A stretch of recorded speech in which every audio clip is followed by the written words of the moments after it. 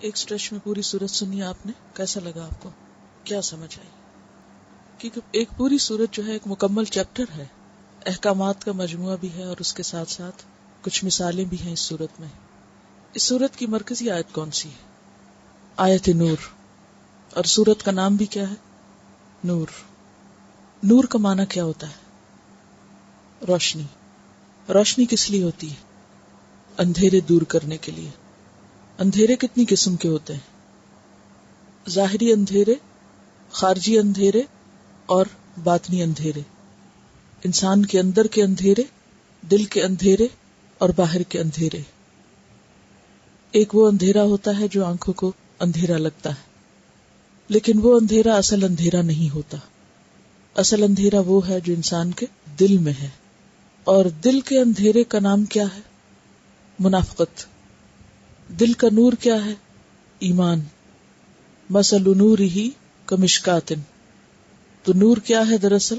نور ایمان، جو ایک چراغ کی شکل میں ہوتا ہے، جو اندر کو روشن کرتا ہے، اور جب اندر روشن ہو جاتا ہے، دل کی نگاہیں کھل جاتی ہیں، تو پھر ہر چیز مختلف طرح نظر آنے لگتی ہے، باہر کی دنیا مختلف نظر آتی ہے۔ اور جب تک انسان کے اندر اندھیرا ہوتا ہے تو پھر انسان کو اس زندگی کے اور اس دنیا کے حقائق صحیح طور پر نظر نہیں آتے اور سمجھ بھی نہیں آتے۔ تو بنیادی طور پر ایمان اور منافقت دو چیزوں کو اس صورت میں آمنے سامنے رکھا گیا ہے۔ ایمان کس چیز کا نام ہے؟ مان جانے کا نام، مان لینا، قبول کر لینا، تصدیق کرنا، اور پھر اپنے عمل کو اس کے مطابق ڈھال لینا۔ اس کے برعکس منافقت کیا ہے، جس کا ذکر آپ پہلے پارے کے آغاز سے بارہا پڑھ رہے ہیں قرآن مجید میں۔ زبان سے کچھ کہنا اور دل سے کچھ کہنا، یعنی دل اور زبان کا ساتھ نہ دینا، ہم آہنگ نہ ہونا، ایک دوسرے کے ساتھ موافقت نہ کرنا، زبان پر کچھ، سامنے سے کچھ اور اندر سے کچھ۔ تو گویا منافقت دل کے اندھیرے کی کیفیت ہے، وہ دل کا اندھیرا ہے۔ دل کے اندھیرے ہونے کا مطلب یہ ہے کہ دل میں نور ایمان نہیں ہے، ایمان کا چراغ جلا نہیں ہے، ایمان کی روشنی نہیں ہے۔ اور جب دل میں ایمان کی روشنی نہ ہو تو پھر عمل اللہ کی مرضی کے مطابق ہو نہیں سکتا۔ اور اس صورت میں جتنے بھی احکامات ہیں، ایک نہیں کئی ایک احکامات ہیں، ان سب پر عمل کرنا بھی اس وقت تک مشکل ہے جب تک دل کا نور ایمان یا دل کا چراغ نہیں جلتا، جب تک کہ دل کی روشنی انسان کے اندر موجود نہیں ہوتی۔ کیونکہ بہت سے لوگوں کے ذہن میں یہ سوال پیدا ہوتا ہے کہ اس صورت میں احکامات تو سارے سوشل لائف سے متعلق، معاشرتی اور ہماری ذاتی اور پرائیویٹ لائف سے متعلق دیے گئے ہیں، اور پھر یکایک عین درمیان میں آ کر نور کا ذکر کیوں آ گیا، اور اللہ کے نور کا ذکر، اور پھر اس نور کا جو مقام ہے، اور پھر دل کے اندر کے نور کی بات کیوں کی گئی، اور پھر اس کے بعد آپ دیکھتے ہیں اگلی آیات میں منافقت کی بات بھی کھول کر رکھ دی گئی، اور منافقین کا طرز عمل بھی واضح کیا گیا کہ منافقین کا طریقہ کیا ہے، کہ وہ زبان سے کیا دعوے کرتے ہیں؟ طاعت معروفۃ، یعنی ہم اطاعت کرتے ہیں، لیکن حقیقت میں وہ کرتے نہیں ہیں جو وہ کہتے ہیں، ان کے قول اور فعل میں تضاد ہے۔ تو اس انالیسس کی روشنی میں ہمیں اپنے آپ کو دیکھنا ہے کہ ہم کہاں ہیں، اور ہم نے اللہ تعالیٰ کے ان احکامات کو جو خاص طور پر اس صورت میں ہے اور عام طور پر پورے قرآن مجید کے اندر ہیں، ان کو کیا دل کی رضامندی سے قبول کیا ہے، یا پھر جبرن، یا یہ کہ صرف ایک حکم سمجھ کر؟ کیونکہ ان احکامات پر دل کا راضی ہونا بہت ضروری ہے، اور اگر دل راضی نہیں تو دل میں خرابی ہے، اور اگر دل میں خرابی ہے اور نیت خراب ہے تو پھر زبان سے ایمان کے دعوے زیادہ فائدہ نہ دیں گے۔ وہ کون سی چیزیں ہیں کہ جو انسان کے دل کی رضامندی کے راستے میں رکاوٹ ہیں؟ وہ کیا چیز ہے؟ ان کا ذکر بھی سورت کے اندر ہی موجود ہے۔ وہ کیا چیزیں ہیں جو دل کے اندھیرے کا باعث ہیں؟ وہ کیا چیزیں ہیں جو دل کو اللہ کا حکم قبول کرنے کی راہ میں رکاوٹ ہیں؟ خواہشات نفس، دنیا کی محبت، اور دوسرے ماحول کا اثر۔ یہ دو چیزیں ہیں جو انسان کے راستے میں رکاوٹ بنتی ہیں۔ جہاں تک انسان کی خواہشات نفس کا تعلق ہے تو اس کو واضح کرنے کے لیے کیا مثال دی گئی، کس چیز سے سمجھایا گیا؟ سراب. ٹھیک ہے، اعمالہم کسراب، کہ انسان دنیا کے لیے جتنی بھی محنت اور کوشش کرتا ہے، اگر اس محنت اور کوشش کے پیچھے نیت درست نہیں اور وہ کوشش صرف دنیا ہی کی ترقی اور دنیا ہی کو پا لینے کے لیے ہے. آیت نمبر 39، والذین کفروا اعمالہم کسراب بقیعۃ یحسبہ الظمآن ماء حتی اذا جاءہ لم یجدہ شیئا. انسان جب پیاسا ہوتا ہے تو وہ کیا کرتا ہے؟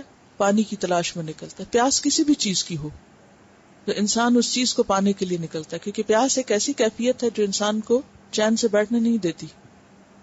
تو جب انسان کے دل میں دنیاوی خواہشات ایک پیاس کی شکل اختیار کر لیتی ہیں، یا خواہشات کی تکمیل جو ہے وہ ایک ایسی کیفیت پیدا کر دیتی انسان کے اندر، تو انسان دنیا کے پیچھے بھاگنے لگتا ہے.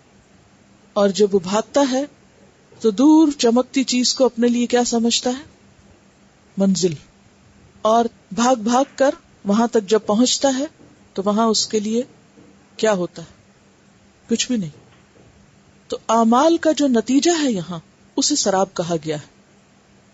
اب آپ دیکھیے کہ آخرت سے غافل ہو کر دنیا کی ترقی کے لیے جتنی بھی محنت کی جا رہی ہے، اللہ کے نزدیک وہ کیا ہے؟ سراب ہے.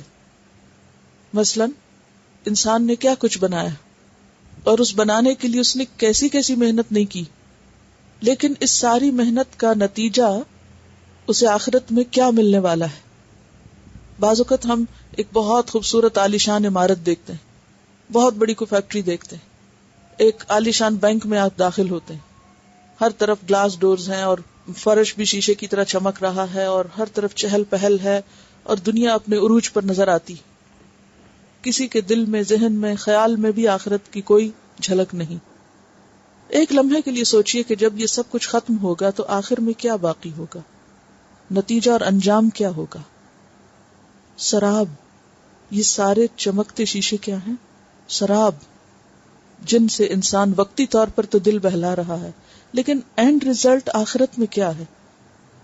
اگر آخرت کی فکر اور آخرت کی یاد اور آخرت کے حساب سے غافل ہو کر انسان یہ ساری محنت کر رہا ہے تو آخرت میں تو کچھ بھی حاصل نہیں ہوگا، کیونکہ آخرت تو ذہن میں تھی نہیں. آپ جس بھی چیز کو اپنے مائنڈ میں رکھ کے کام کرتے ہیں وہی چیز آپ کو ملتی. وہاں کیا ہوگا؟ آیت کیا بتاتی ہے؟ لم یجدہ شیئا ووجد اللہ عندہ. وہاں تو کچھ بھی نہیں. وہ ساری کوششیں کہاں رہ گئیں؟ کہاں گئیں؟ کسی بھی عظیم الشان مال میں داخل ہو جائیں، ہر طرف آپ کو سجی ہوئی دکانیں نظر آئیں گی، چہل پہل، گہما گہمی، لوگوں کے کہکہے، آمد و رفت. دنیا اپنے عروج پر ہے، ہر ایک محنت کر رہا ہے. ایک چھوٹے سے چھوٹے آئٹم کی تیاری میں کیسی کیسی محنت ہوتی ہے. ایک ایک دن نہیں، لوگ مہینوں اور سالوں لگاتے ہیں پرفیکشن کے لیے، کسی چھوٹی سی بھی چیز کی پرفیکشن کے لیے اور اس کی خوبصورتی کے لیے. لیکن اگر وہ آخرت کے انجام سے غافل ہو کر محنت کی گئی ہے تو وہاں اس کا نتیجہ کیا سامنے آئے گا؟ سراب. اعمالہم کسراب. تو یہ سراب جس کے پیچھے انسان دوڑتا ہے اور جس کو پانے کے لیے انسان تپتی دوپہر میں اس دنیا کی دھوپ میں تھک رہا ہے، جب وہ وہاں پہنچتا ہے تو پیاسے کا پیاسا ہے. اور پھر آپ دیکھیے کہ سراب میں ہوتا کیا ہے. آپ ایک چیز کو پانی سمجھتے ہیں. کبھی آپ ایسی سڑک پہ چلے ہوں، آپ نے دیکھا ہوگا کہ ہر تھوڑے فاصلے پر آپ کو پانی نظر آتا ہے. جب آپ کی گاڑی وہاں تک پہنچتی تو پھر کیا ہوتا ہے؟ وہاں کچھ نہیں ہوتا، پھر آپ کو ایک اور آگے نظر آتا ہے، ویسا ہی پیچ پانی کا اور دور دکھتا ہے. پھر آپ وہاں دوڑنے لگتے ہیں، جب وہاں پہنچتے ہیں تو کیا ہوتا ہے؟ وہ بھی کچھ نہیں ہوتا. پھر اس کے بعد ایک اور آگے منزل اور سفر ختم ہو جاتا ہے، لیکن پانی کہیں نہیں ملتا. اس دنیا میں بھی انسان جب آخرت کو بھول کر صرف دنیا کے لیے دوڑ رہا ہے ایک سے دوسری منزل تک، مجھے یہ کرنا ہے، یہ کرنا ہے، یہ کرنا ہے، اور اتنے میں راستے میں موت آ جاتی ہے. حتی اذا جاءہ لم یجد شیئا ووجد اللہ عندہ. اللہ کو اپنے پاس پاتا ہے کا معنی کیا؟ موت.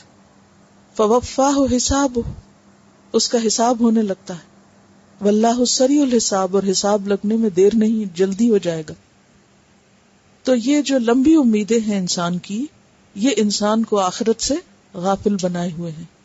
یہ انسان کے اندر منافقت کو جنم دیتی ہیں کہ انسان اوپر سے اپنے آپ کو مسلمان بھی کہتا ہے، دل میں اللہ رسول سے بڑھ کر دنیا کی محبت بسی ہوئی ہے، اور پھر اللہ رسول کی خاطر نہیں، صرف دنیا کی خاطر دوڑتا رہتا ہے، تو انجام یہ دکھائی دے گا. دوسری بڑی رکاوٹ انسان کے لیے اس کا ماحول ہے. انسان کچھ کرنا بھی چاہتا ہے لیکن کیوں نہیں کر پاتا؟ او کا ظلمات فی بحر لجی یغشاہ موج من فوقہ موج من فوقہ سحاب. وہ ایک ایسے سمندر میں گھرا ہوا ہے جہاں اندھیروں پر اندھیرے ہیں، ایک اندھیرے پر دوسرا اور دوسرے پر تیسرا، یہاں تک کہ انسان کو اپنا آپ بھی دکھائی نہیں دیتا. حتی اذا اخرج یدہ لم یکد یراہا، اپنا ہاتھ بھی دکھائی نہیں دیتا، خود کو پہچاننے سے بھی انسان انکار کر دیتا ہے، اپنا حق بھی بھول جاتا ہے. ومن لم یجعل اللہ لہ نورا فما لہ من نور. نور کا اصل سورس تو اللہ کی ذات ہے، اور جس کو اللہ نور نہ دے اسے دنیا میں کوئی بھی نہیں دے سکتا، کہیں اور سے مل نہیں سکتا. یعنی اگر ہمارا کنیکشن اللہ سے نہیں تو پھر نور کا کوئی اور سورس، روشنی کا کوئی اور سورس نہیں ہو سکتا. پھر انسان محض دنیا کے اندھیروں میں ہی ڈوبا ہوا ہے. تو یہ دو بنیادی وجوہات ہیں انسان کی منافقت کی، جو پھر انسان کو اللہ کی اطاعت نہیں کرنے دیتی. اور باقی سارے احکامات تو اسی کے گرد گھومتے ہیں، کیونکہ جب دل میں نور آ جاتا ہے اور یقین کی کیفیت پختہ ہوتی ہے تو مشکل سے مشکل ترین حکم پر عمل آسان ہو جاتا ہے. دیکھیے کہ اگر وہ اصل چیز سے روشنی حاصل نہیں کر رہے تو وہ بھی ایک دھوکہ ہے، کیونکہ اصل سورس کیا ہے؟ اللہ کی ہدایت. نور کیا ہے بنیادی طور پر؟ کیا ہمارے اپنے خیالات اور خواہشات جن کو ہم دین کا نام دے دیں اس کو بھی نور کہیں گے؟ نہیں. کوئی بھی غلط کام جس کی اصل بنیاد اللہ کی کتاب میں نہ ہو وہ سب اسی میں شامل ہیں، خواہ وہ دین کے نام پر ہو یا بے دینی کے نام پر ہو. یعنی سمپل سا کوشچن ہے کہ کیا اللہ کی کتاب میں ایسی کوئی دلیل ہے یا نبی صلی اللہ علیہ وسلم کی سنت میں یا صحابہ کرام نے ایسا کیا؟ اسی صورت کے اندر بتا دیا گیا ہے وَإِذَا دُعُوا إِلَى اللَّهِ وَرَسُولِهِ لِيَحْكُمَ بَيْنَهُمْ إِذَا فَرِيقٌ مِّنْهُمْ مُعْرِضُونَ. اور ایسا کرنے والے پھر کیا ہیں کہ جن کو اللہ اور رسول کی طرف فیصلے کے لیے بلایا جائے تو وہ کیا کریں؟ بے رخی برتیں، منہ موڑ جائیں. 48 میں آتا ہے. 51 کو دیکھیے انما کان قول المؤمنین اذا دعوا الى اللہ ورسولہ لیحکم بینہم ان یقولوا سمعنا واطعنا واولئک هم المفلحون. اور پھر اللہ اور رسول کی اطاعت کے ساتھ ساتھ اللہ کا ڈر اور تقوی ہی دراصل انسان کو کامیابی کی راہ دکھا سکتا ہے. اور اس کے علاوہ اگر کوئی شخص قسمیں کھا کھا کر بھی کہے نا کہ میں سچا مومن ہوں تو اس کا ایمان قابل قبول نہیں جب تک کہ وہ اطاعت نہ کرے، عمل سے ثبوت نہ دے. تو اس سے پتہ چلتا ہے کہ محض زبانی باتوں کی کوئی اہمیت نہیں جب تک انسان کر کے نہ دکھائے، عمل سے پروو نہ کرے. ان کا کہ اس صورت میں بار بار اللہ کی صفت علیم کا ذکر ہوا ہے اور قدیر کا ذکر بھی ہوا ہے. ان دو صفات پر اگر ہمارا ایمان ہو جائے کہ اللہ ہر چیز کا علم رکھتا ہے تو بھی حکم ماننا آسان ہو جاتا ہے. اور پھر اگر ہم نہیں مانتے تو اللہ قدیر بھی ہے، پکڑنے کی پوری قدرت بھی رکھتا ہے. تو انسان پھر سوچے کہ بھاگ کر کہاں جائے گا، آخر کتنا بھاگے گا اللہ سے. لم یکد یراہ کا معنی نہیں سمجھے آپ لوگ. ایک تو یہ ایکسپریشن ہو سکتا تھا لم یراہ کہ اس کو دیکھا ہی نہیں. یہ ہے کہ دیکھنے کے قریب بھی نہیں پھٹکتا، دیکھ سکتا ہی نہیں. اور زیادہ شدت ہے اس انداز میں. کادہ یکادو کا کیا مطلب؟ قریب ہونا، یعنی دیکھنے کے قریب بھی نہیں ہو سکتا. دیکھنا تو دور کی بات ہے، ایبسولوٹ ڈارکنیس ہے کہ سوال ہی پیدا نہیں ہو سکتا کہ پھر وہ دیکھ سکے. انسان جب دنیا کے اندھیروں میں، جہالت کے اندھیروں میں، دنیا پرستی کے اندھیروں میں مبتلا ہوتا ہے تو پھر وہ سچ کو دیکھ ہی نہیں سکتا، حقیقت کے قریب جانے کا بھی احتمال نہیں ہوتا، اس کو پانا تو دور کی بات. جی درست فرمایا آپ نے کہ غلطی کو دور کرنے کے لیے اس کو پہچاننا ضروری ہوتا ہے. اور اگر انسان غلطی پہچانے ہی نہ تو اس کو دور کہاں سے کرے گا؟ دور بھی نہیں کر سکتا. ویسے تو پورا قرآن ہی نور ہے اور اللہ کا کلام اور اللہ کی باتیں بہت واضح ہیں، لیکن اس صورت میں خاص طور پر احکامات کے واضح ہونے اور ان کو واضح کرنے کا انداز جو ہے وہ بہت ہی فورسفل ہے، اور آیات مبینات کی بار بار تکرار ہے، اور اوپر سے نور اور نور علی نور کا ذکر ہے، یعنی کسی قسم کا کوئی ریب اور ڈاؤٹ اور شک رہنے کی بات ہی نہیں ہے. جی، زیتون کا تیل بھی تمام تیلوں میں سے زیادہ کلیئر ہے، پیور اینڈ کلیئر، چمکدار ہے، سب سے زیادہ لائٹ ہے. ٹھیک ہے، وہ اس چراغ کا سورس ہے، یعنی چراغ اس سے جل رہا ہے، ایمان اس سے قوت پا رہا ہے. یہ تیل کیا چیز ہے؟ یہ علم ہے، یہ قرآن و سنت کا علم ہے جس سے چراغ روشن ہے ایمان کا. اگر علم نہ ہو تو کیا ہوتا ہے؟ وہ جو چراغ ہے وہ کمزور پڑ جاتا ہے، ٹمٹمانے لگتا ہے. یعنی غذا ہے نا، چراغ کی غذا کیا ہے؟ تیل ہے. ٹھیک ہے، اصل میں تمثیل مرکب ہے، ایک چیز دوسرے کے لیے کیا ہے؟ لازم و ملزوم ہے. چراغ کے لیے تیل اور تیل کے لیے چراغ ضروری ہے. ٹھیک ہے، اب یہ جو ہے مومن کے دل کے اندر، وہ یعنی مومن کا جو دل ہے وہ ایک طرح سے چراغ ہے، اور اس دل کو غذا کہاں سے پہنچ رہی ہے؟ اس نالج سے پہنچ رہی ہے. اور پھر وہ نالج کیا ہے؟ مومن کے اندر ہی ہے، وہ بھی وہ کہیں الگ نہیں رکھا ہوا، یعنی وہ علم مومن کے اندر بلینڈ ہو جاتا ہے. اور جو وہ آتا ہے، یعنی کہ مراد اس سے یہ ہے کہ وہ اتنی واضح باتیں ہیں کہ اگر مزید نہ بھی اس کو کچھ اور چیز ملے تو وہ بذات خود بھی آگ پکڑنے کو تیار ہے. یعنی چمکتا ستارہ ہے نا، وہ چراغ جو ہے، اس کی جو سراؤنڈنگ ہے، اس کو ریفلیکٹر جو ملا ہے یا جہاں پر وہ رکھا ہوا ہے. دیکھیں، ایمان اور عمل لازم و ملزوم ہے. ایمان کس کو دعوت دیتا ہے؟ عمل کو. اور عمل کس کو بڑھاتا ہے؟ ایمان کو. اور عمل کس سے آتا ہے؟ علم سے. ٹھیک ہے، تو اگر مومن کے اندر ایمان ہے اور بہت زیادہ علم نہ بھی ہو، اس چراغ کو بہت زیادہ اگر تیل نہ بھی ملے تو تھوڑا سا بھی کافی ہو جاتا ہے، اور پھر وہ تیل اپنی ذات میں ایسا قیمتی ہے کہ اس کو بھڑکنے کے لیے بس اشارہ ہی کافی ہے، یعنی چھونے کی ضرورت ہی ہے. دونوں چیزیں یعنی چراغ اور تیل جو ہے وہ دونوں ایک دوسرے کے لیے لازم و ملزوم ہیں. السلام علیکم. سیٹرڈے کو جو 6 منٹس فار اللہ کے نام سے پروگرام آتا ہے، اس میں برادر یوسف ہیں، ان کا مجھے شاید نام یاد نہیں ہے، لیکن وہ بھی نان مسلم ہیں، اور انہوں نے یہ بتایا تھا کہ یہ رپورٹ دے رہے تھے کہ جو یہاں پہ لوگ نئے مسلمان ہوتے ہیں اسلامک فاؤنڈیشن میں، یوزلی اسکاربرو میں آتے ہیں وہ لوگ، سارے لوگ جو ان کی رپورٹ تھی کہ ان کو کوئی سپورٹ کرنے والا نہیں ہوتا، کیونکہ وہ اپنی فیملیز کو چھوڑ کر آتے ہیں، ان کی فیملی ان کے اگینسٹ ہوتی ہے، ان کے دوست، ان کے رشتے دار، ان کے اسکولس، کالجز جو بھی سب ہوتے ہیں، سب لوگ ان کو اتنا زیادہ وہ ایک طرح سے مینٹلی ٹارچر بھی کر رہے ہوتے ہیں، اور وہ بیچارے بالکل اکیلے ہوتے ہیں. مجھے دیکھ کے اتنا افسوس ہو رہا تھا. اور ان میں سے کچھ لوگ وہ بھی تھے کہ جب کیونکہ میں اپنے وہیں پہ جاب بھی کرتی تھی، وہ میرے پاس آتے تھے وہ لوگ، اور مجھے یاد ہے کہ وہ اتنے اچھے مسلمان ہوتے ہیں. مجھے اتنی حیرت ہوتی تھی کہ میں نے 4 ایسے لڑکوں کو دیکھا تھا کہ جو اپنے 20 سمتھنگ کو جن کی ایج تھی، ایسے ان کی نگاہیں نیچے ہوتی تھیں اور اپنا ہاتھ میں عصا لیا ہوا ہے، امامہ سر پہ باندھا ہوا ہے، سنت پہ ایسے عمل کرتے ہوئے نظر آ رہے ہوتے ہیں. اتنے اچھے اتنے پیارے مسلمان وہ ہوتے ہیں. لیکن جو ہمارے لوگ ہوتے ہیں وہ تو ان کو کوئی ویلیو بھی نہیں دے رہا ہوتا، ان سے کوئی بات بھی کرنا پسند نہیں کرتا کہ وہ تو انگریز، ہم سے ہم کیا بات کریں گے، اس طرح کر کے چھوڑ دیتے ہیں. پھر وہ لوگ بےچارے خود کہتے ہیں کہ ہم چاہتے ہیں کہ ہم شادی کریں نا، تو کوئی شادی نہیں کرتا ان کے ساتھ. ہمارے جو مسلمان ہوتے ہیں کہ نہیں، یہ لوگ پتہ نہیں کہاں سے مسلمان ہو کر آئے، انہوں نے پتہ نہیں کیا کیا کیا ہوگا، ہم ان سے کیوں کریں. ان کو کوئی بیٹیاں نہیں دیتا، ان سے کوئی شادیاں نہیں کرتا، ان کو کوئی سپورٹ نہیں کر رہا ہوتا، ان کی جابیں چھوٹ جاتی ہیں، اس میں بھی ان کو اتنے پرابلمز ہوتے ہیں. تو وہ کافی اچھی رپورٹ تھی، لیکن مجھے اس پہ دکھ بہت ہوا تھا اس دن. میں سمجھتی کہ اس میں سوچنے کی بہت ضرورت ہے. اس کی بنیادی وجہ یہی ہے کہ ہمارے ہاں کوئی کمیونٹی ورک نہیں، اجتماعی کام کوئی نہیں. ہر کوئی اپنے اپنی مرضی سے لگا ہوا ہے، جس کا جہاں دل چاہتا ہے وہ کر لیتا ہے، لیکن ایک اجتماعی روح کے ساتھ، ایک پلاننگ کے ساتھ واقعی ایک شیلٹر اور سپورٹ فراہم کرنا اور ایک مورلی بیکنگ کرنا جو ہے اس کا تصور نہیں. اور اس کا نتیجہ پھر کیا ہوتا ہے؟ بہت سے لوگ مسلمان ہوتے ہیں اور پھر واپس بھی پلٹ جاتے ہیں. ان کے مرتد ہونے کا ذمہ دار پھر کون ہوگا؟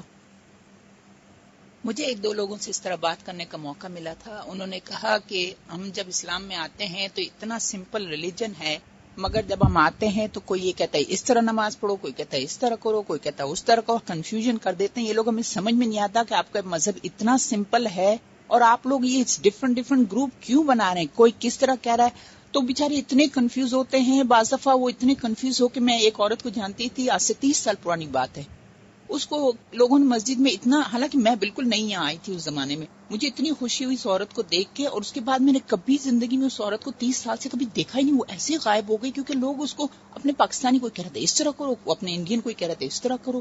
بیچاری وہ چھوڑ کے غائب ہی ہو گئی. اس کی بچی اس کے ساتھ 8 سال کی تھی، مرحل میں اب تو وہ جوان ہو چکی ہوگی. تو وہ مجھے اتنا اس سے اٹیچمنٹ تھی، حالانکہ میں خود اسلام میں اتنی نہیں تھی اس کے باوجود، مگر وہ لوگ غائب ہو گئے، پتہ ہی نہیں چلا وہ کہاں چلے گئے.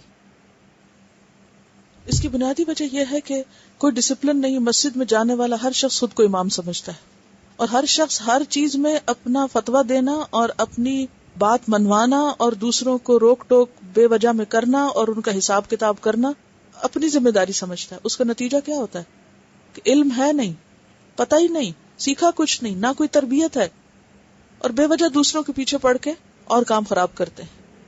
کسی اناڑی کے ہاتھ میں تو ہم کھانا پکانے کو نہیں دیں گے کہ وہ فوڈ ضائع کر دے گا، اور اچھے بھلے شعور کے ساتھ ہونے والے مسلمانوں کے اوپر جب ہر ایک تباہ آزمائی کرنے لگتا ہے اور جہالت کے ساتھ انہیں دین کی رہنمائی دیتا ہے تو وہ نتیجہ یہی ہوگا. جی السلام علیکم. اس طرح یہ ایک پارسی فیملی ہے لاہور میں، ان کا بیٹا مسلمان ہوا، اور جب وہ مسلمان ہوا سب سے پہلے تو کوئی اس کو قبول ہی نہیں کرتا تھا. باپ نے گھر سے نکالنے کی دھمکیاں دے دی، ہر چیز علیحدہ ہو گئی، فیملی نے علیحدہ کر دیا. اب وہ بیچارہ سب کو کہتا پھرا کہ میرا کوئی گھر بسا دے، میری شادی کوئی کر دے. تو بات یہ ہے کہ اس قسم کے بہت سارے واقعات یہاں پہ بھی آپ کو ملیں گے، اور میرے خیال میں ہم سب کو یہ پتہ ہے ہمیں کرنا کیا ہے. میں یہ سجیسٹ کروں گی کہ ہم ہر شخص ایک شخص ہم اپنے کاغذ پہ ایک لکھ کے دیں کہ ہم کیا کر سکتے ہیں. کچھ ایسے لوگ ہیں کہ جو ہمارے ساتھ یہاں بیٹھ کے قرآن تو نہیں پڑھتے لیکن وہ پیسوں سے ہماری مدد کر سکتے ہیں. وہ چاہتے ہیں ہمارا پیسہ کہاں لگے، چاہتے ہیں ہم آگے آئیں، لیکن ہم ان کو پیچھے دھکا دے دیتے ہیں. ہم کیا کہتے ہیں کہ وہ سکارف نہیں پہنے ہوئے، وہ ہبائے نہیں پہنے ہوئے، اس لیے وہ آگے نہ آئیں. ان کا کیا کام ہے ہمارے ساتھ کام کریں. بات ساری یہ ہے کہ ہم ان کو لے کے ساتھ چلیں اور ہم ان کو آگے لے کے آئیں، اور ہم ان کا ایک جو پینی بھی ہے نا اس کی بھی قدر جانیں کہ یہ ہم کہاں استعمال کریں. ان کو یہ تسلی ہو، ان کو رسیدیں دی جائیں باقاعدہ کہ آپ کا پیسہ کہاں خرچ ہو رہا ہے. اور ہم سب میں سے اس وقت جتنے یہاں بیٹھے ہیں اور جتنے سن رہے ہیں، میری یہ گزارش ہے سب کے لیے کہ کوئی جو کام بھی کر سکتا ہے، ایک بھی اگر کسی کے پاس صلاحیت ہے تو وہ آپ فارورڈ کریں اور ہم مل کے کام کریں. السلام علیکم. ایک جرنلسٹ افغانستان میں کہیں چھپ کے گئی تو اس کو مسلمانوں نے پکڑ لیا. جب وہ پکڑ لیا تو اس کی چیکنگ ہو گئی شروع ہو گئی. تو وہاں پہ مسلمانوں نے چیک اپ خود نہیں کیا بلکہ عورتوں کو بلایا گیا اور عورتوں نے اس کا باڈی چیک اپ کیا. تو وہ اتنی امپریس ہوئی اس بات سے کہ مجھے اتنی عزت سے رکھا گیا ہے اور مجھے کسی نے ٹچ نہیں کیا. وہ واپس آئی، اس نے آ کے اسلام کی اسٹڈی کی، قرآن کی اسٹڈی کر کے وہ پھر دوبارہ گئی اسلامک کنٹریز میں، پاکستان میں گئی. تو پاکستان میں کسی کے ساتھ بازار میں جا رہی تھی، اس نے حجاب بھی لے لیا. تو اس نے کہا دیر از نو نیڈ، ڈونٹ ٹیک حجاب، اٹس ویری ہاٹ. تو جو کنورٹیڈ مسلمان تھی اس نے کہا دا ہیل از مور ہاٹر دین دس. تو وہ ہمارے مسلمانوں کو نالج ہی نہیں. اجتماعی کام تو بعد میں کریں گے، پہلے ہم خود پڑھیں پھر ہم کسی کو سکھانے کے قابل ہوں گے. اصل بات یہ ہے کہ ہم سب قربانی کرنے کے لیے کتنا تیار ہے. مشکل یہ ہے، دیکھیے کوئی بھی کام کرنا ہو، ہم چاہتے ہیں دین کا کام کریں، لیکن اگر دین کا نالج ہی نہیں ہے تو دین کی کیا خدمت کر سکتے ہیں. اور پھر یہ ہے کہ اس کی کوئی پلاننگ ہی نہیں ہے، کوئی ڈسپلن ہی نہیں ہے اس کام میں، تو کیا کام ہو سکتا ہے. کوئی ایک عمارت نہیں بنتی، کوئی ایک چھوٹا سا کام نہیں ہوتا. تو یہ اتنے بڑے بڑے دعوے بغیر کسی علم اور بغیر تجربے اور بغیر کسی پلاننگ کے کیسے ہو سکتے ہیں. ہم میں سے ہر ایک اپنے بارے میں سوچے کہ اس کی صلاحیت کیا ہے اور وہ کیا دینے کو تیار ہے. دیکھیے اجتماعی کام کب ہوتے ہیں؟ جب ہم دینے والے بنتے ہیں. اجتماعی کام لینے کی نیت سے کہیں جانے سے نہیں بنتے. کہ اگر آپ کسی بھی آرگنائزیشن میں شامل ہوئے ہیں یا کسی بھی دین کے جھنڈے تلے جمع ہوئے ہیں اور ہر ایک کی نظر صرف لینے پر ہے کہ ہمیں یہاں سے فائدہ کیا حاصل ہوگا یا ہمیں یہاں سے کیا ملے گا، اس سے کام نہیں ہوتا. جب تک کہ یہ سوچ نہ ہو کہ جو کچھ ہمارے پاس ہے وہ ہم دوسروں کے فائدے کے لیے کتنا دیتے. اور پھر یہ ایسا نہیں ہے کہ جب ہم دوسروں کے فائدے کے لیے کرتے تو ہمیں کچھ نہیں ملتا. جب ہم دیتے ہیں دوسروں کے لیے تو دوسرے جو دے رہے ہیں وہ ہم تک پہنچتا ہے, ہم جو دے رہے ہیں وہ دوسروں تک پہنچتا ہے, اور مل کر ایک اجتماعی اور بڑا فائدہ سامنے آتا ہے جو کہ اکیلے اکیلے ہو ہی نہیں سکتا. تو اسلامی زندگی ایک اجتماعی زندگی ہے, انفرادی زندگی نہیں ہے. صرف اپنی ذات میں جینا, دین کے مطابق جینا نہیں ہے. اکیلے درخت صحرا میں ان کا سروائیو کرنا مشکل ہوتا ہے. یہ کسی نے لکھا ہے کہ سورت نور پڑھنے کے بعد مجھے ایک نئی روشنی ملی, یعنی سورت کا نام بھی نور ہے اور مجھے ایک نیا نور ملا. اس سے پہلے میں قرآن کو جنت اور جہنم کے بارے میں تنبیہات کا مجموعہ سمجھتی. اس وقت میں سچ کی تلاش میں تھی اور اپنی اصلاح کے لیے جتنی بھی کتابیں اور جو بھی پمفلٹ میرے ہاتھ لگتے اکٹھے کرتی رہتی, اور میں سوچتی کہ مجھے کیا کرنا چاہیے. ان سے مجھے کچھ تو روحانی آسودگی ملتی, اپنی دوستوں اور ملنے والوں کی بھی اس سے کچھ مدد ہو جاتی. لیکن سورت نور جس طرح کی ہدایات کا مکمل نمونہ ہے, اور اس میں جس طرح روحانیت اور فلسفہ اور احکامات اور اخلاقیات اور ایمانیات سب کچھ موجود ہے, اور پھر سب سے بڑھ کر کے یہ سورت اچھے کام کرنے والوں کو رحمت کی امید اور بھلائی کا وعدہ کرتی ہے, تو یہ ان تمام چیزوں سے بہتر ہے جو اب تک میں نے سیکھی. اور میں سمجھتی ہوں کہ یہ ایک ایسی سورت ہے جو ہمارے ساتھ رہنی چاہیے ایک مینول کی حیثیت سے, کیونکہ اجتماعی گھریلو زندگی میں روز ڈے ٹو ڈے لائف کے اس میں احکامات ہیں, روزمرہ زندگی کے قاعدے اور قوانین ہیں. آپ گھر میں ہوں, آپ گھر سے باہر ہوں, آپ ایک بڑے گھر میں ہوں. اوکے. اس سورت کے پڑھنے کے دوران کچھ سوالات آتے رہے, تو وہ چونکہ وقت کی کمی کے باعث میں ان کے جواب نہیں دے سکی, تو آج میں کچھ سوالات کے جواب آپ کو دوں گی انشاءاللہ. جو بھی وقت ہمیں جتنا بھی ملا ہم اس کو کور کرتے ہیں. یہ کسی نے اپنے تجربے کچھ شیئر کیے ہیں کہ سورت نور پڑھنے کے بعد انہیں کتنا احساس ہوا کہ دوسرے لوگوں کو بھی اس سورت کو پڑھنا چاہیے. کسی کے گھر جاتے ہوئے اجازت لینا اور مانوس کرنا اور وقت پہ جانا اور پھر فوراً وقت پہ نکلنا جو ہے. یہ لکھتی ہیں کہ کل کی آیات سے متعلق کچھ بات آپ سے شیئر کرنا چاہتی ہوں. میرے ساتھ بھی کچھ ایسا ہی اتفاق ہوا. ایک بار میں نے اپنے بہت اچھی دوست کو کھانے پہ بلایا. کھانے کی دعوت 2:30-3 کے درمیان تھی. میرے شوہر نائٹ شفٹ کر کے آئے تھے. 8 بجے وہ سوئے تھے, انہیں صبح. میرا خیال تھا 2 بجے تک اٹھ جائیں گے تو ہم سب مہمانوں کے ساتھ بیٹھ کر کھانا کھائیں گے. تقریباً 11:30 کے قریب دروازے کی گھنٹی بجی. میں نے دروازہ کھولا تو سامنے دوست کو پایا, اپنے شوہر اور 3 چھوٹے چھوٹے بچوں کے ساتھ. میں ان کی بے وقت آمد سے کچھ پریشان ہوئی. انہوں نے کہا ہم کہیں باہر گئے ہوئے تھے, ہمارا کام جلدی ہو گیا تو سوچا تمہاری طرف سے ہوتے ہوئے گھر چلے جائیں. حالانکہ کھانا وغیرہ سب تیار تھا, لیکن وقت سے پہلے شوہر کو جگانا نہیں چاہتی تھی کیونکہ انہیں پھر رات کو جاب پہ جانا تھا. میری پریشانی کو انہوں نے بھانپ لیا. میں نے کہا بیٹھیں. کہنے لگی نہیں ہم لوگ چلتے ہیں. میں نے کہا ہم لوگ بچوں کو لے کر بیسمنٹ میں چلے جائیں گے, 1.5-2 گھنٹے تک میرے شوہر اٹھ جائیں گے. لیکن میرے روکنے کے باوجود وہ چلی گئی. جب میرے شوہر اٹھے تو میں نے فون کیا کہ آ جائیے. کہنے لگی اب موڈ نہیں رہا. میں نے بہت خوشامد کی, ٹینشن کی وجہ سے بہت سر درد ہوا, سخت ذہنی کوفت ہوئی. آخر میں نے ان کے گھر ہی کھانا پہنچا دیا. ناراضگی کی وجہ سے کھانا بھی نہیں لے رہی تھی. کل کی آیات پڑھ کر میں سوچ رہی تھی کہ کاش ہمارے سب لوگوں کو قرآن کے ان بہترین اصولوں کا علم ہو جائے جس کا دین ہم سے تقاضا کرتا ہے, تو معاشرے میں کبھی بگاڑ پیدا نہ ہو. کاش وہ میری مجبوری سمجھ سکتی تو مجھے اتنی اذیت کا سامنا نہ کرنا پڑتا. یعنی غلطی اور قصور اپنا, لیکن تکلیف اور اذیت دوسرے کو. بنیادی وجہ کیا؟ لا علمی, ظلمات بعضها فوق بعض. اوکے, یہ کوئی اپنے تجربے شیئر کرنا چاہتی ہیں بہن آپ سے؟ مجھے یہ بات بہت عرصے سے شیئر کرنے کا بہت دل کر رہا تھا, کیونکہ اکثر یہ ہوتا ہے کہ مسجدوں کی بے حرمتیاں ہم لوگ دفعہ سے کرتے ہیں. اور تو ایک ابھی لاسٹ عید کے اوپر یہ ہوا تھا کہ میں عید کے بعد مسجد میں گئی ہوں, تو وہاں مجھے کسی کی ای میل ملی تھی. I want to share that email تاکہ لوگوں کو احساس ہو اور وہ آگے بھی اس کو مطلب دوسروں سے شیئر کریں. میں یہ ای میل اپنی بیٹی کے تھرو پڑھوانا چاہ رہی ہوں. Eid Mubarak, sisters and brothers. Today I had my first Eid prayer at Amon Carter. The prayer was good. I was in total shock when the preacher was giving the sermon and the people were talking. I was never so disappointed as to witness this taking place. Men and women standing and talking, children running around, young boys and girls 10 to 13 years of age running around meeting with friends. I could not hold back my tears at the disappointment I felt. You need to set an example for your children. Any child over the age of 5 years should be taught to sit quietly and listen. This was the most disrespectful assembly I have ever seen in my life. I can imagine how Muhammad sallallahu alaihi wasallam felt trying to preach the word of Allah and the teachings of Islam. Did he have a hard time getting people to listen to the path of Allah? This talking, from what I've been told, this also happens on Friday prayer. I never thought that I would be saying this, but Muslims can learn from Christians on how to act when sermon is being given.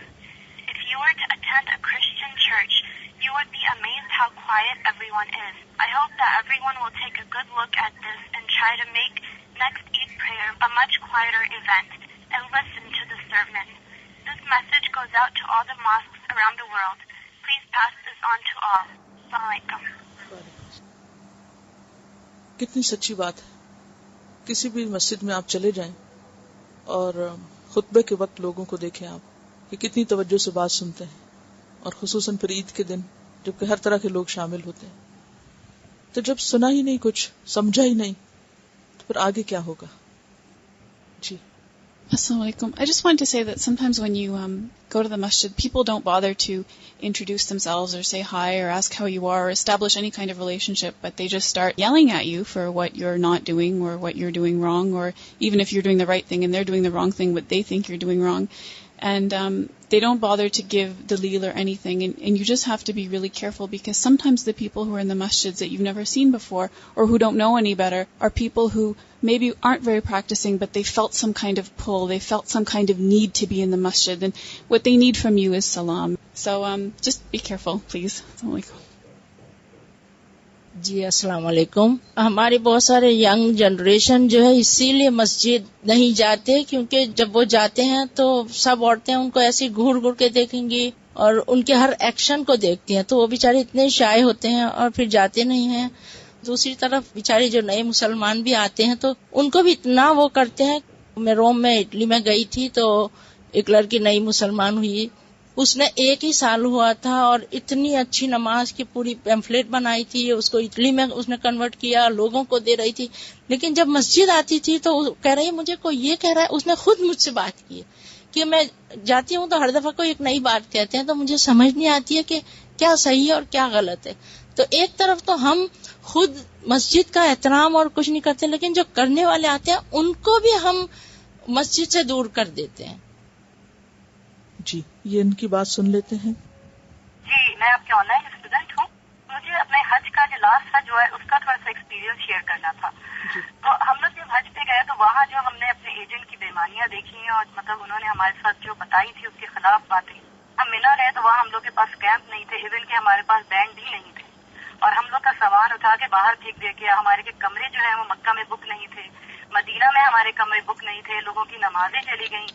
اتنی زیادہ پریشانی ہوئی. تو وہی کہ جب معلوم ہوا وہاں پہ تو انہوں نے یہی کہا کہ انہوں نے ہمیں پیسے ہی نہیں دیے ہیں ایجنٹ نے, اور ایک تو انہوں نے ہم سے پہلا یہ جھوٹ بولا کہ آپ لوگ حج قرآن کریے, کیونکہ حج قرآن جو ہے نا وہ بہت بابرکت ہے. اور یہ بعد میں پتہ چلا کہ انہوں نے حج تمتع ہمیں یوں نہیں کروایا کہ اس سے ان کی پیسوں کی بہت بچت ہوئی ہے. اور اتنی پریشانیاں ہم نے وہاں پہ اٹھائی. ہر جگہ جب ہم مکہ واپس حج کے بعد پہنچے ہیں تو لوگ ہمارے سارے باہر بیٹھے تھے.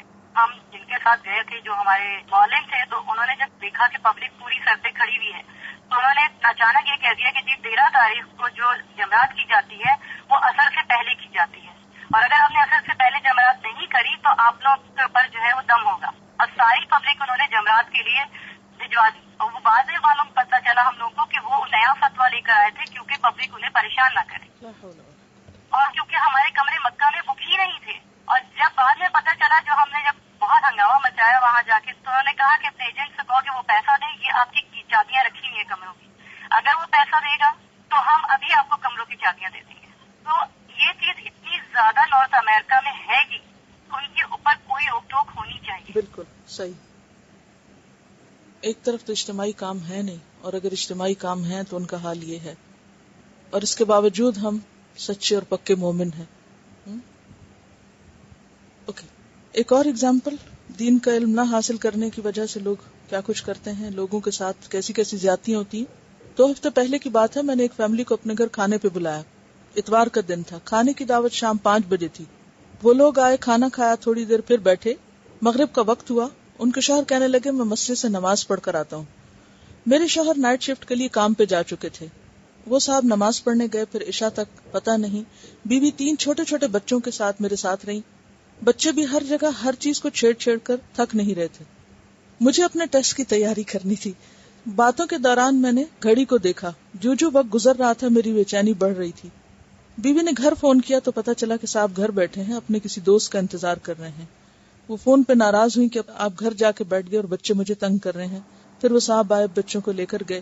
ان کے جانے کے بعد میں نے عشاء کی نماز پڑھی. تھک کر چور ہو چکی تھی. پڑھنے بیٹھی، نیند کی وجہ سے کچھ سمجھ نہیں آ رہا تھا. آخر جا کے سو گئی. کافی دیر تک ذہنی پریشانی کا شکار رہی.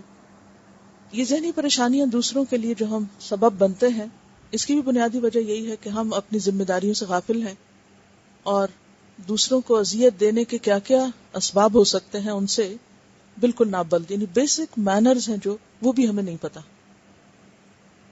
ایک سوال تھا کہ فوز اور فلاح کا فرق بتا دیجئے. فلاح کا لفظی معنی کیا ہوتا ہے؟ فلاح کا لفظی معنی پھاڑنا اور پھر اس سے کامیاب ہونا. اور ایسی کامیابی کے لیے فلاح کا لفظ آتا ہے جو محنت مشقت کے بعد حاصل ہو. فلاح کون سی کامیابی ہوتی ہے؟ جو محنت مشقت کے بعد حاصل ہو. اور فوز اس کے لیے وہ آیت یاد ہوگی آپ کو، من زحزح عن النار وادخل الجنۃ فقد فاز. کسی مصیبت سے بچنا اور پسندیدہ چیز کو پا لینا، یعنی سلامتی کے ساتھ بھلائی حاصل کرنا، یہ فوز ہوتا ہے. ٹھیک ہے، تو دونوں میں فرق پتہ چل گیا. یعنی محنت کے بعد جو کامیابی حاصل ہوتی ہے وہ فلاح ہے، اور سلامتی کے ساتھ منزل تک پہنچنا اور تکلیفوں سے بچتے ہوئے اپنی منزل کو پا لینا جو ہے وہ فوز ہے. جی. A dialogue between a flower and a pearl. One day, a brilliantly beautiful and fragrant flower with attractive colors met a pearl that lives far in the bottom of the sea and has none of these characteristics. Both got acquainted with each other. The flower said, "Our family is large. Roses and daisies are members of the family, and there are many other species that are various and countless. Each has a distinctive scent, appearance, etc." Suddenly, a tinge of distress appeared on the flower. "Nothing accounts for sorrow in your talk, so why are you depressed?" the pearl asked. "Human beings deal with us carelessly. They slight us. They don't grow us for our sake, but to get pleasure from our fragrance and beautiful appearance. They throw us on the streets in the garbage, after we are dispossessed of the most valuable properties."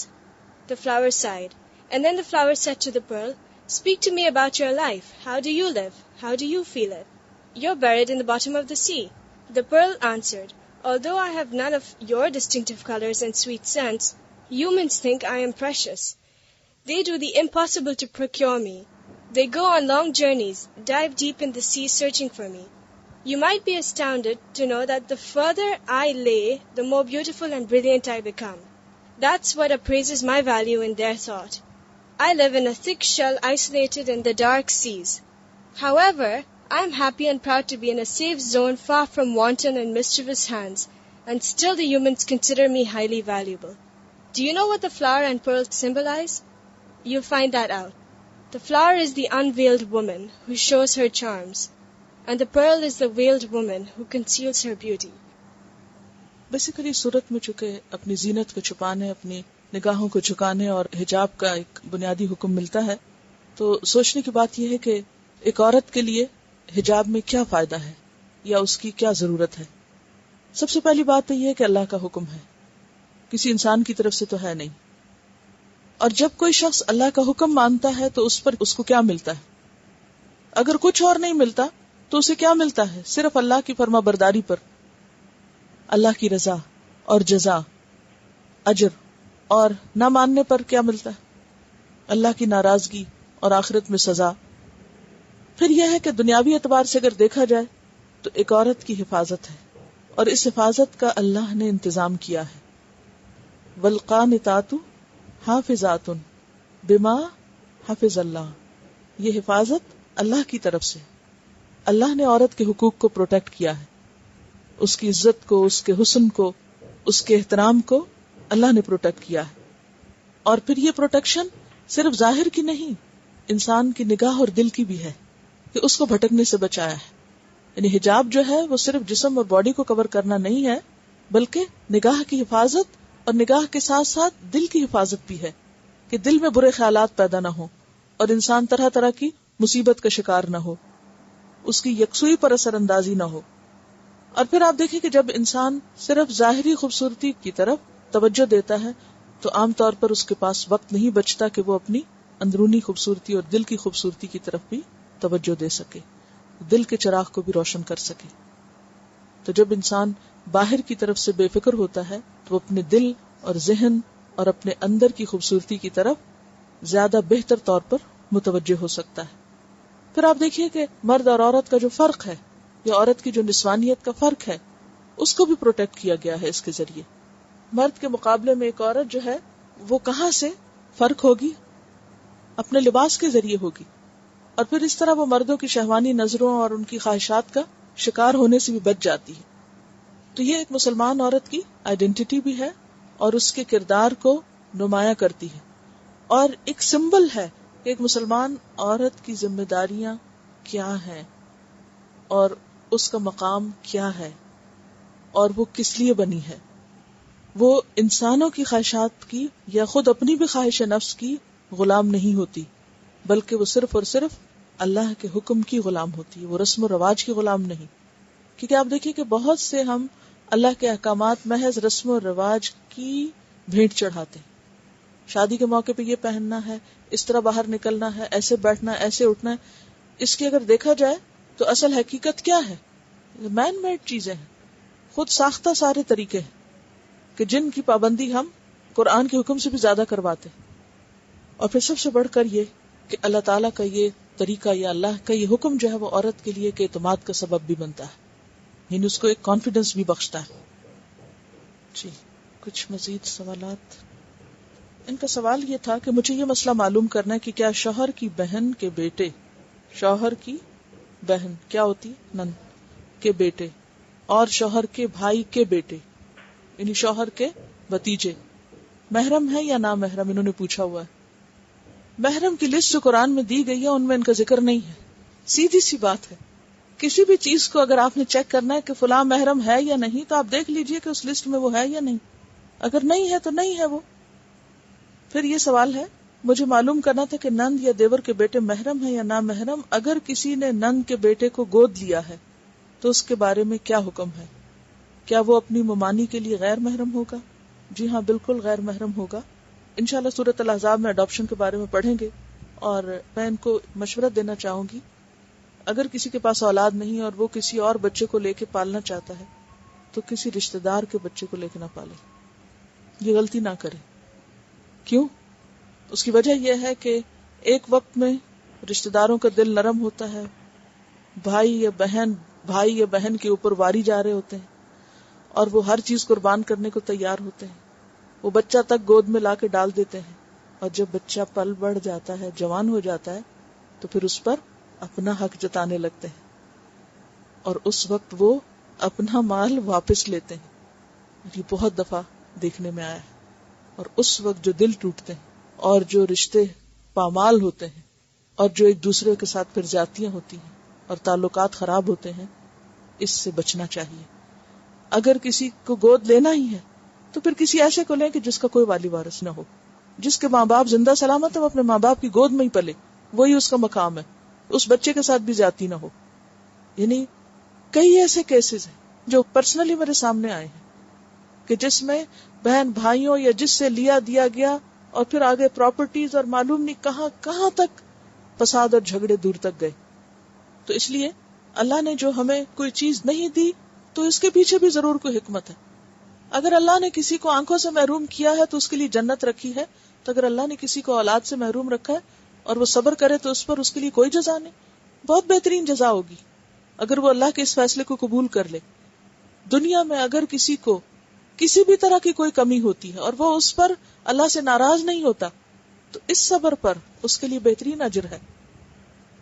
سوال ہے آپ نے بتایا کہ سمدھیانہ نامحرم ہوتا ہے، اس کا مطلب یہ کہ مثلاً ایک جوڑے کی اگر شادی ہوئی ہے اور پھر لڑکے کا باپ اور لڑکی کی ماں اگر شادی کر لیں تو کیا اس کی اجازت ہے؟ جی ہاں اس کی اجازت ہے. کیا اس سے شادی شدہ جوڑا سوتیلے بہن بھائی نہیں بن جائیں گے؟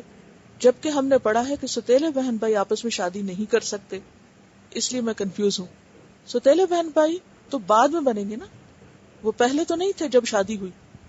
تو ماں باپ کی شادی سے بچوں کی شادی ختم نہیں ہو جائے گی. ہاں, اس شادی کے بعد آئندہ جو بہن بھائی ہیں پھر وہ نہیں یہ کریں گے, لیکن پچھلے رشتے پہ اثر نہیں پڑے گا. سوال ہے, قرآن مجید میں ہم نے پڑھا کہ ان 3 مومنوں کو 80 کوڑے مارے گئے جو بہتان لگانے میں شامل ہوئے, یعنی حضرت عائشہ پر. کیا عبداللہ بن ابی کو بھی کوڑے مارے گئے تھے؟ یہ میں نے بتایا تھا آپ کو, شاید سنا نہیں, انہوں نے نہیں مارے گئے تھے. کیوں؟ منافقین نے دنیا میں جو کچھ بھی کیا ان کو کچھ نہیں کہا گیا, ان کی سزا آخرت کے لیے ہی چھوڑ دی گئی. پھر یہ سوال ہے, کیا جوڑا بنانا منع ہے؟ میں اکثر اپنے بالوں کا سامنے سے جوڑا بنا لیتی ہوں, یعنی بالوں کو لپیٹ کر پن وغیرہ لگانے کے لیے تاکہ بال نہ کھنچے اور سکارف اپنی جگہ پر ٹکا رہے. سورۃ نور پڑھ کر یہ سارے سوال ذہن میں آ رہے ہیں کہ کہیں میں غلط تو نہیں کر رہی. بات یہ ہے کہ بالوں کو باہم لپیٹ لینا اور اتنا لپیٹنا کہ جس سے وہ نمایاں نہ ہو, اس حد تک تو اجازت ہے. لیکن اگر کسی بھی ایسی طرح لپیٹا جائے کہ وہ سر کے ساتھ ایک اور ابری ہوئی چیز نظر آئے تو اس کی اجازت نہیں ہے, کیونکہ حدیث کے صاف الفاظ ہیں. کیا الفاظ بتائے تھے میں نے آپ کو؟ رؤوسہن کأسنمۃ البخت, کہ ان کے سر اونٹنی کی کوہان کی طرح اٹھے ہوئے ہوں گے. یعنی یہ بھی زینت کے اظہار میں آتا ہے, یعنی وہ بال جو سر پر مزید اٹھے ہوئے ہیں یہ ایسے ہی ہے جیسے اونٹ کا ایک تو سر ہوتا ہے نا اور ایک پیچھے کوہان اٹھا ہوا ہوتا ہے, تو اسی طرح سر کے ساتھ ایک اور مزید چیز کا ابھار نظر آنا یہ زینت کے اظہار میں شامل ہو جاتا ہے.